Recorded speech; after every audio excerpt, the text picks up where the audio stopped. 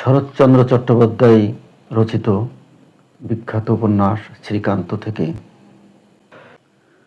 আমার এই ভবঘুরে জীবনের অপরাহ্ন বেলায় ইহারই একটা অধ্যায় বলিতে বসিয়া আজ কত কথাই না মনে পড়িতেছে।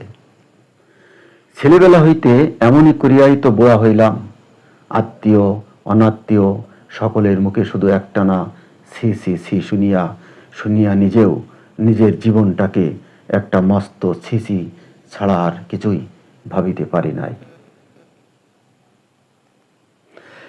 কিন্তু কি করিয়া যে জীবনের প্রভাতেই এই সুদীর্ঘ ছিচির ভূমিকা চিহ্নিত হইয়া গিয়াছিল, বহু কালান্তরে আজ সেই সব স্মৃত ও বিস্মৃত কাহিনীর মালা গাঁথিতে বসিয়া যেন হঠাৎ সন্দেহ হইতেছে, এই ছিচিটা যত বড় করিয়া সবাই দেখাইয়াছে হয়তো ঠিক তত বড় ছিল না।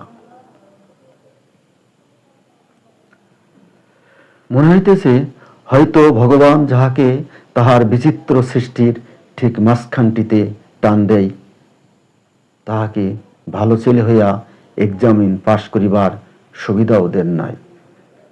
গাড়ি পালকি চড়িয়া বহু লোক লস্কর সমবিহারে ভ্রমণ করিয়া তাহাকে কাহিনী নাম দিয়া ছাপাইবার অভিরুচও দেন না।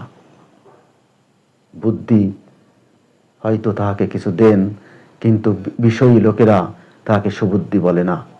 তাই প্রবৃত্তি তাহাদের এমনই অসঙ্গত খাপছাড়া এবং দেখিবার বস্তু ও তৃষ্ণাটা স্বভাবতই এতই বেয়ারা হইয়া ওঠে যে তাহার বর্ণনা করিতে গেলে সুধী ব্যক্তিরা বোধ করি হাসিয়াই খুন হইবেন।